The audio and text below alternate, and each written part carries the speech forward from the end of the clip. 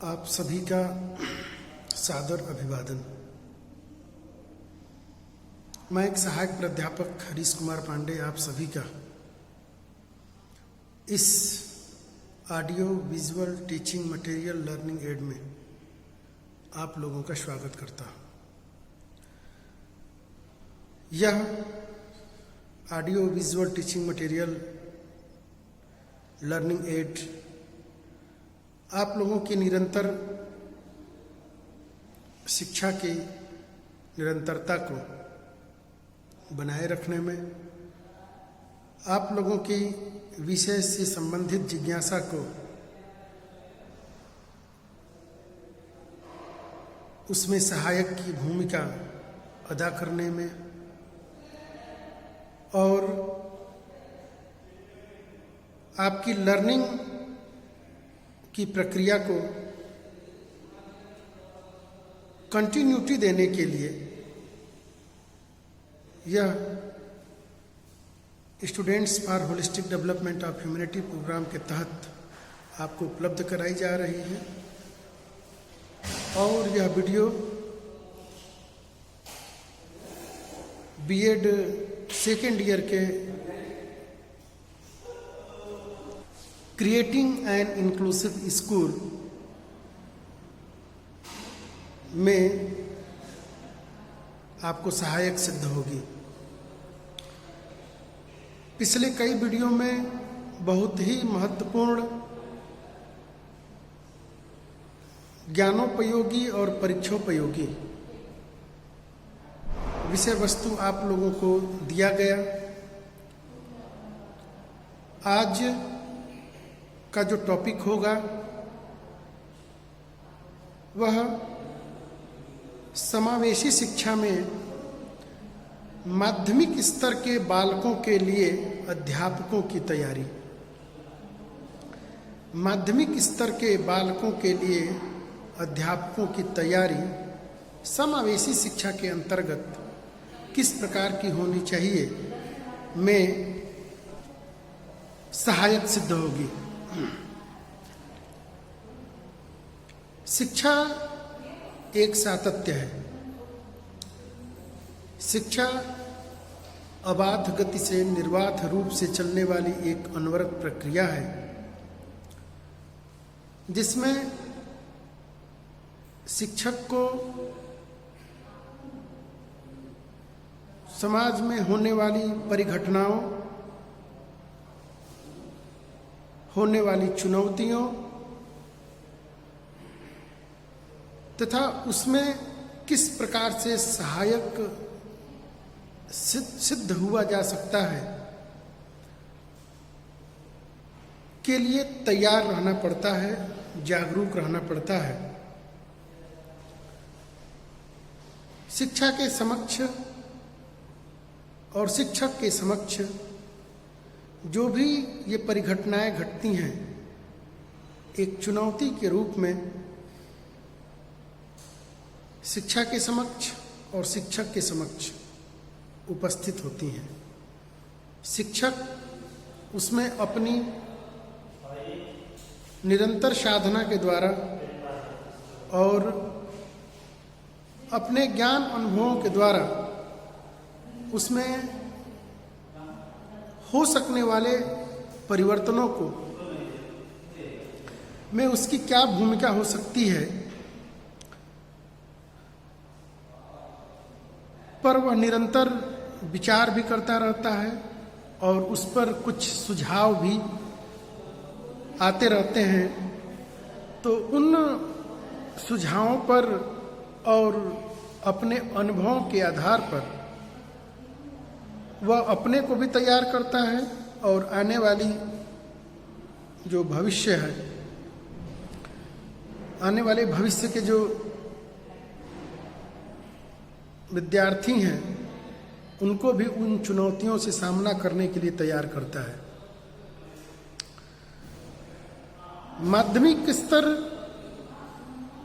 शिक्षा की वह मध्यस्थ कड़ी है जहां से ऊपर उच्चतर शिक्षा का रास्ता खुलता है और उसके नीचे प्राथमिक शिक्षा की बुनियाद किस प्रकार से तय हुई है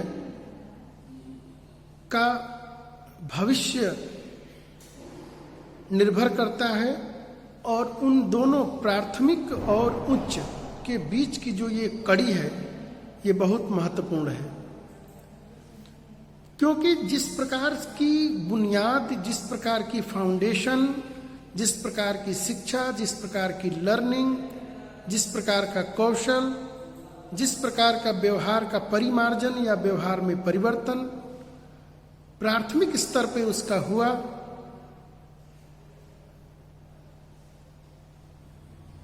वह माध्यमिक स्तर पर जब वो आता है तो वो सारे अपने व्यवहार को वहां लेके आता है। और माध्यमिक एजुकेशन अपने आप में बहुत महत्वपूर्ण है। और यदि वह कड़ी जो प्राइमरी से लेके वहां पे तक आया, अगर उसके व्यवहार में उस प्रकार के परिवर्तन जो संभावित थे नहीं हुए, तो फिर वह उसी बातों को लेकर उच्च शिक्षा की तरफ बढ़ जाता है। अगर किसी भी प्रकार की त्रुटि रह गई तो वह त्रुटि ऊपर तक की शिक्षा में निरंतर देखने को मिलती रहती है, परिलक्षित होती रहती है। इसलिए माध्यमिक शिक्षक का दायित्व प्राइमरी और उच्च उन दोनों प्राध्यापकों की तुलना में ज्यादा बढ़ जाती है, क्योंकि माध्यमिक शिक्षा दोनों शिक्षा की मध्यस्थ कड़ी है।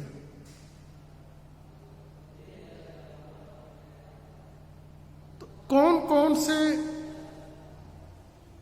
परिवर्तनों को, कौन कौन से कौशलों को, या ऐसी कौन कौन से स्किल्स होंगे कि अगर वहां पे अगर सीख लिया जाए तो होने वाले चुनौतियों में हम अपनी भूमिका को ठीक ठीक तरीके से कर सकते हैं, समझ सकते हैं। तो पहला इसमें उद्देश्य ये हो जाएगा कि माध्यमिक स्तर के अध्यापकों को इस प्रकार से तैयार किया जाए कि वह बालकों के शारीरिक, मानसिक, संवेगात्मक, चारित्रिक, नैतिक, सामाजिक, आर्थिक, राजनैतिक और आध्यात्मिक सभी प्रकार के विकास में वह सहायक सिद्ध हो सके। अब मैंने एक पहले पॉइंट में मैंने आपको बहुत सारी बातें मैंने इसमें रखी। जब तक बालक का ठीक ठीक तरीके से शारीरिक विकास नहीं होगा तो उस पर विकास की नवीन अवधारणा स्थापित होने में काफी दिक्कतों का सामना करना पड़ेगा। चूंकि यह पेपर इंक्लूसिव एजुकेशन का है तो यहाँ पर शिक्षक के समक्ष अपने आप में बहुत बड़ी चुनौती है कि शारीरिक विकास, यहाँ तो सभी प्रकार के दिव्यांगता, लर्निंग डिसेबिलिटीज और एक्सेप्शनल चिल्ड्रन और विभिन्न प्रकार के शारीरिक और मनोशारीरिक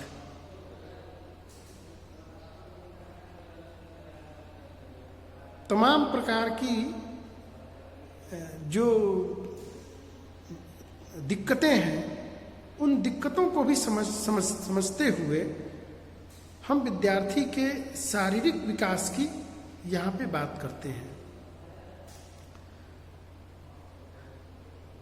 शिक्षक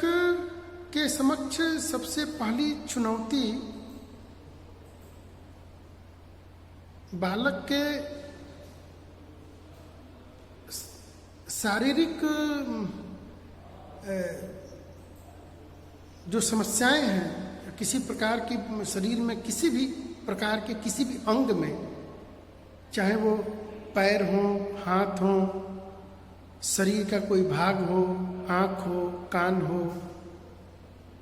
बुद्धि स्मरण शक्ति में हो, बोलने में हो, होंठ कटे हों, दांत आगे पीछे मतलब बेतरतीब हों, तालू फटे हों, होंठ कटे हों, ये कई प्रकार की चुनौतियां, कान न हो, उच्च सुनाई देता हो, कम सुनाई देता हो, पर्दा खराब हो, कान बहता हो, आंख से कम दिखाई देता हो,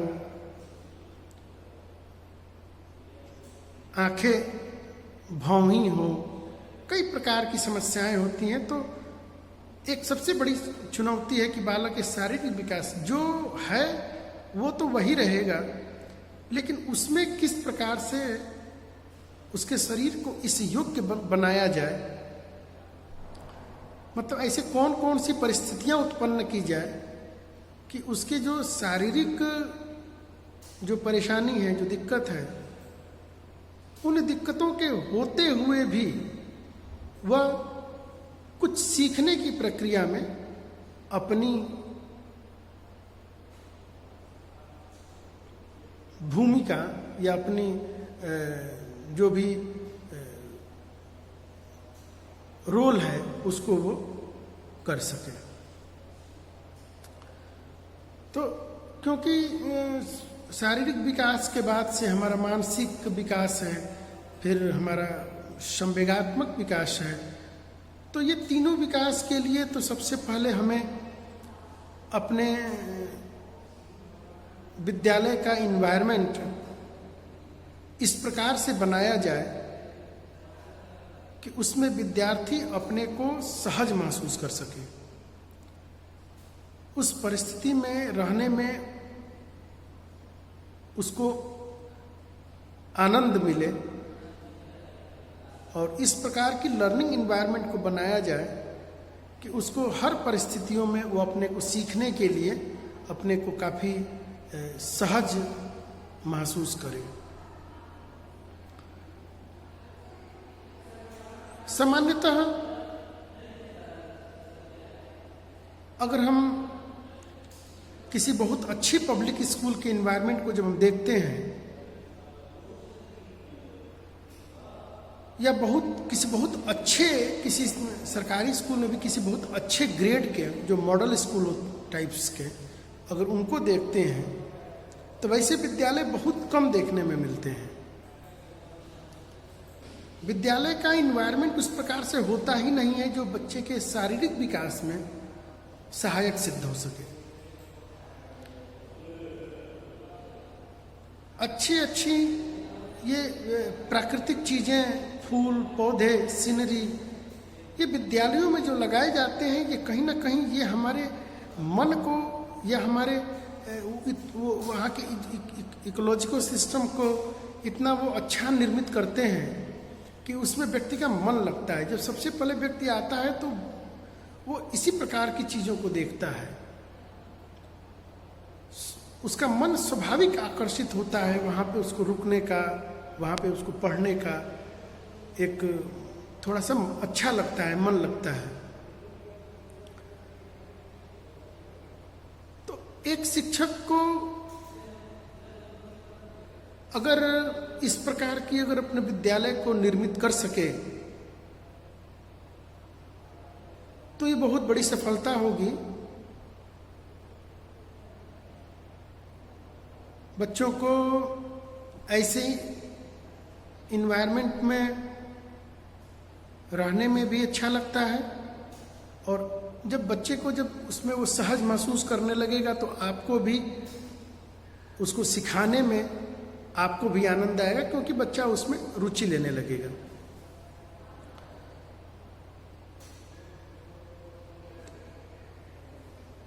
माध्यमिक विद्यालय के जो शिक्षक के लिए जो हम लोग जो बात कर रहे हैं, तो पहला ही उद्देश्य है कि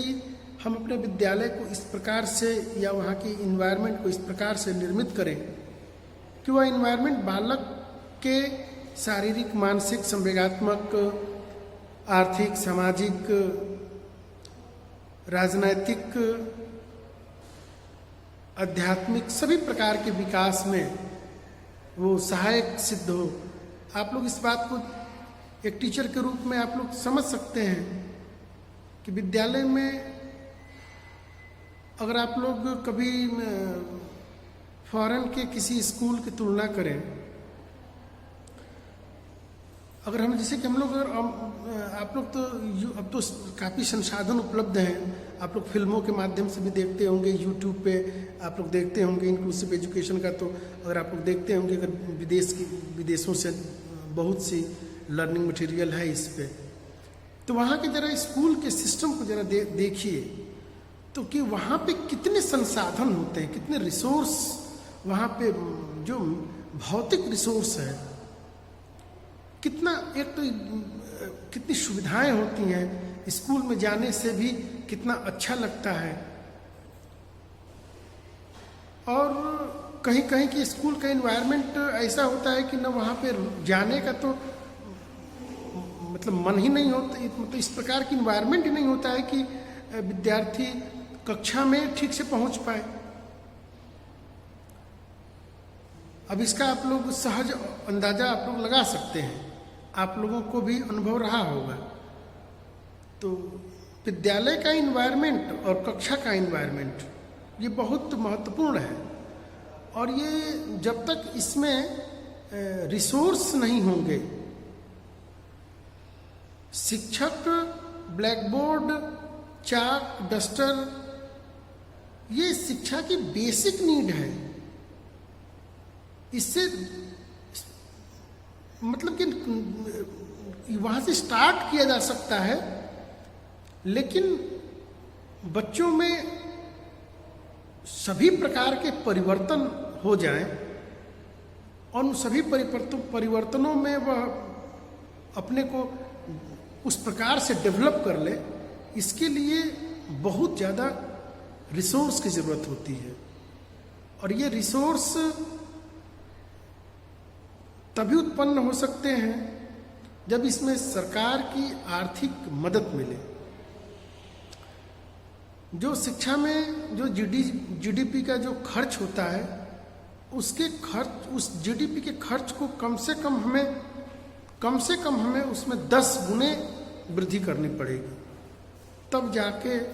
हम एक बेसिक इंफ्रास्ट्रक्चर तैयार कर सकते हैं, जहां पर एक सफल और एक सार्थक शिक्षा की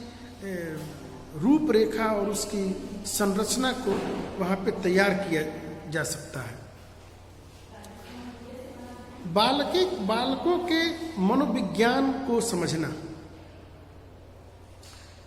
एक शिक्षक को पहला तो ये था कि एक शिक्षक ऐसा हो जो बालक के शारीरिक, मानसिक और संवेगात्मक चीज़ों में बहुत सी बातें होती हैं। आप इस बात को आप लोग जानते हैं। उन संवेगों को किस प्रकार से नियंत्रण मतलब बैलेंस किस प्रकार से स्थापित किया जाए, वो बड़ा महत्वपूर्ण हो जाता है। आप लोग पढ़े होंगे, इस बात को आप लोग समझ रहे होंगे। जो दूसरा जो बालक के मनोविज्ञान को समझना,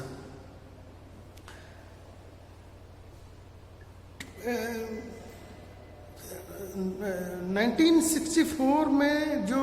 कोठारी कमीशन बनी, वहाँ पर इस बात को काफ़ी बल दिया गया, और उससे पूर्व सैडलर कमीशन में भी इस बात पे बल दिया गया कि शिक्षकों को प्रशिक्षित करने की व्यवस्था की जाए, क्योंकि क्योंकि एक बार के प्रशिक्षण पर्याप्त नहीं है। प्रशिक्षण निरंतर होने वाले परिवर्तनों में किन किन कौशलों का विकास अपने में करना है के लिए बहुत जरूरी है। हमें इस बात को समझना होगा, पहले काल में इस बात पे ये माना जाता था कि विद्यार्थी कोई खाली पात्र है, शिक्षक अपने ज्ञान का सारा भंडार उस खाली पात्र में भर देगा और विद्यार्थी पूर्ण हो जाएगा। लेकिन जैसे जैसे शिक्षा बढ़ी, अनुसंधान हुए, इस बात पे सब लोग सहमत हुए कि विद्यार्थी कोई खाली पात्र नहीं है, उसके अंदर भी कुछ विशेष शक्तियां हैं, कुछ विशेष योग्यता है, कुछ विशेष क्षमता है। उसको पहचान के और समय पर उसको निकाल दिया जाए या निखारा जाए तो वह भी अपने लिए तो वो सफल हो सकता है और दूसरों के लिए भी सफल हो सकता है, और अपनी भूमिका एक राष्ट्र में उसकी क्या भूमिका है, क्या योगदान है, एक नागरिक के रूप में वहां भी वो दे सकता है। मनोविज्ञान बीएड की कक्षाओं में एक पेपर के रूप में बहुत ही महत्वपूर्ण है, और उस मनोविज्ञान में आप लोग इस बात को ज़्यादा पढ़ते होंगे या आपको पढ़ाया गया होगा कि सीखने की कितनी मतलब विधियां हैं और उन पे रिसर्च किए गए, उन पे एक प्रयोग सभी जो मनोवैज्ञानिक हुए उन लोगों पे एक प्रयोग किया, और प्रयोग करके वो उन्होंने एक निष्कर्ष निकाला, और उनका शैक्षिक निहितार्थ में वो लोग बताए हैं कि यह इस प्रकार की विधि किस प्रकार के बालकों के सीखने में और उनके व्यवहार परिवर्तन में सहायक सिद्ध होगी। मनोविज्ञान मन का केवल विज्ञान नहीं है, मनोविज्ञान वहां पे अधिगम के लर्निंग के कितने टाइप्स के लर्निंग होते हैं, और कौन से लर्निंग के सिद्धांत किस प्रकार के विद्यार्थियों के लिए उपयोगी हो सकता है, इसका आप लोग मनोविज्ञान के पेपर में काफी आप लोगों ने इसको स्टडी किया होगा। मनोविज्ञान के पेपर में आप लोगों ने एक पढ़ा होगा प्रेरणा का सिद्धांत, मोटिवेशन थ्योरी, कि मोटिवेशन का लर्निंग में कितना बड़ा इसका रोल है। आप लोग जब इस बात को ठीक तरीके से विद्यार्थी विद्यार्थी के भी टाइप्स भी आप लोगों ने पढ़ा होगा, विशिष्ट बालकों के प्रकार, इन सभी जब विषय वस्तु का ज्ञान आप लोग मनोविज्ञान पेपर के अंतर्गत आप लोग करते हैं, तो एक शिक्षक को इस बात का ज्ञान हो जाता है कि बालक के अंदर उसकी कैसी क्षमता है, उसकी योग्यता क्या है, वह कैसे और किस परिस्थिति में और किस शिक्षण विधि से बेहतर सीख सकता है। चूंकि वो सभी मैंने जो भी बताया, लर्निंग थ्योरीज, मोटिवेशन, और जो भी मनोविज्ञान में और आप लोगों ने जो पढ़ा है, बुद्धि, व्यक्तित्व, समायोजन, इन सब का ज्ञान हो जाता है, तो वो शिक्षक को इतना ज्ञान और इतना अनुभव हो जाता है कि वह विद्यार्थी के अंदर किस प्रकार की उसकी योग्यता है, किस प्रकार की क्षमता है, और किस ऐसी कौन सी शिक्षण विधियां यहाँ पे परिवर्तित की जाए कि उसके सीखने में उस प्रकार की लर्निंग इन्वायरमेंट को क्रिएट किया जा सके। तो जो दूसरा जो हमारा सबसे महत्वपूर्ण है कि भाई शिक्षक को मनोविज्ञान का ज्ञान होना चाहिए, मनोविज्ञान का ज्ञान, जिससे कि वो बालक में उसके सीखने में उस प्रकार का इन्वायरमेंट जो विद्यार्थियों की अपनी रुचि, अपनी क्षमता, अपनी गति और अपनी बुद्धि के हिसाब से विद्यार्थी सीख सके। क्योंकि सभी विद्यार्थियों की सीखने की क्षमता और सीखने की गति एक समान नहीं होती है। सभी विद्यार्थियों के इंडिविजुअल डिफरेंसेस अलग अलग होते हैं। कुछ विद्यार्थी बहुत अच्छा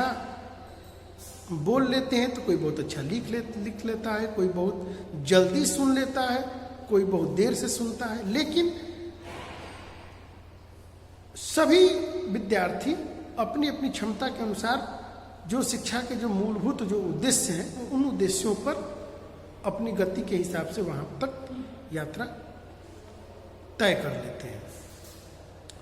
जो तीसरा जो सबसे महत्वपूर्ण है वे बालकों में सामाजिक चेतना,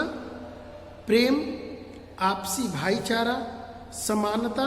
एक दूसरे को सम्मान देना सिखा सके। अप्रत्यक्ष रूप से मैंने कई बार इसको बताया भी है कि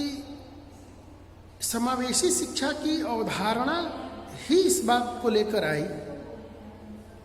कि वो भी विद्यार्थी समाज से ही आते हैं, वो भी बालक समाज से ही आते हैं और अंततोगत्वा उनको उसी समाज में अपने को सरवाइव करना है, अपनी जीवन यापन करना है।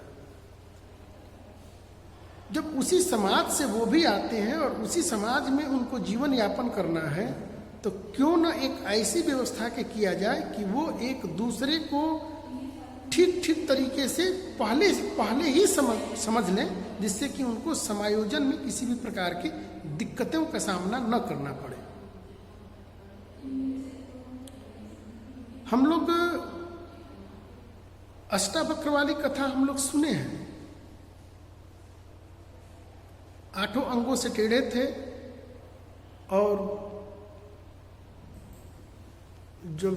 कुछ लोग गुजर रहे थे तो उनको देख के लोग हंस दिए, उनके शरीर की विकृति को देखते हुए।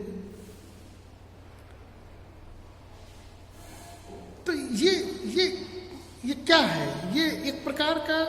एक अलगाव था कि वो एक दूसरे की भावनाओं को, एक दूसरे की फीलिंग्स को वो लोग नहीं समझ सके, इसलिए वहां पे उस प्रकार की बातें हुई, बातें बहुत आगे बढ़ी। लेकिन वही अगर देखा जाए तो एक तरफ कृष्ण और सुदामा की भी बात देखी जाए तो वहां पे भी वो भी एक प्रकार का समावेशी शिक्षा का ही रूप था कि ये आर्थिक रूप से कमजोर थे और कृष्ण आर्थिक रूप से सशक्त थे। तो वो समावेशी उन्होंने, लेकिन देखो कितनी अच्छी मित्रता हुई, कितनी अच्छी संबंध रहा और अंततोगत्वा वो कृष्ण के पास जाते हैं और उनसे बिन मांगे ही कृष्ण उनको देते हैं। तो ये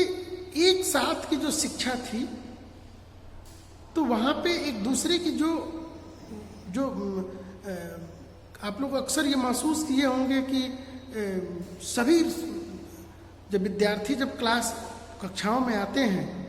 तो सभी रिश्तों में जो दोस्ती का जो रिश्ता होता है, जो मित्र बनते हैं, ये काफी मजबूत रिश्ता होता है और लगभग सभी प्रकार की परिस्थितियों में, सभी प्रकार की सुख दुख में और जीवन भर मित्रता, आप लोग इसको और बेहतर तरीके से जानते होंगे। तो माध्यमिक कक्षाओं के शिक्षक को इस प्रकार की बातों का भली प्रकार से ज्ञान होना चाहिए कि इस प्रकार की परिस्थितियां, इस प्रकार का एनवायरनमेंट और विद्यार्थियों के अंदर इस प्रकार के उनके मन मस्तिष्क को, उनकी आत्मा को इस प्रकार से पुष्ट किया जाए, इस प्रकार से इस प्रकार से ढाला जाए, इस प्रकार की शिक्षा दी जाए कि उनके अंदर एक अच्छी रिश्ते की, एक अच्छी दोस्ती की बुनियाद बने, क्योंकि वही आगे चल के आपसी भाईचारे और प्रेम और सौहार्द की भूमिका बनेगी। शरीर से शिक्षक इस बात को विद्यार्थियों को रियलाइज कराए कि आत्मा तो एक ही है, व्यक्ति के अंदर में जो उसके अंदर की जो चेतना है और जो स्वस्थ में जो चेतना है, दोनों की चेतना एक है। जो ये बाह्य जो शरीर है, इस बाह्य शरीर में दोष है। किसी प्रकार का जो दिव्यांगता है, जो किसी प्रकार के जो दिक्कत है, वो उसके शरीर में दिक्कत है। और जब तक वो शरीर को ही वो अपना मानेगा, शरीर को ही वो उसको मानेगा, तो फिर उस प्रकार के भाव परिलक्षित नहीं होंगे। तो शिक्षक को इस प्रकार की बातें विद्यार्थियों के अंदर इस बात को ये अगर वहाँ पे अगर वो भर देता है, इस प्रकार से विद्यार्थियों को ट्रेंड कर देता है कि हमारे में और उसमें कुछ भी अंतर नहीं है, यह शरीर किसी भी कोई कारण से उसके शरीर में किसी प्रकार की दिक्कत है या हमारे शरीर में हम स्वस्थ हैं, लेकिन व्यक्ति का दिल अच्छा होना चाहिए, व्यक्ति का मन और मस्तिष्क अच्छा होना चाहिए। व्यक्ति का मन और मस्तिष्क अच्छा है तो वो हर परिस्थितियों में अच्छा ही देखेगा, उसकी दृष्टि में समता आए, हर जगह वो एक समान देखे। दोष दृष्टि का अगर लोप हो जाए तो मैं समझ रहा हूं कि इस प्रकार की जो भावनाएं हैं वो जन्म नहीं लेंगी। जब दृष्टि में भेद बुद्धि उत्पन्न हो जाती है, भेद दृष्टि उत्पन्न हो जाती है, तभी हम किसी भी व्यक्ति में हम उसमें कमियां ढूंढते हैं, हम उसमें बुराई देखते हैं। यदि हमारे दृष्टि में परिवर्तन हो जाए, हमारी दृष्टि सही हो जाए, तो हमें कहीं भी सर्वत्र अच्छाई दिखेगी। ये मन का दोष है। तो माध्यमिक शिक्षक अगर इस प्रकार के संस्कार, इस प्रकार के भाव अगर वहाँ पे डेवलप कर दे, एक उस प्रकार के विजन उस प्रकार का बना दे,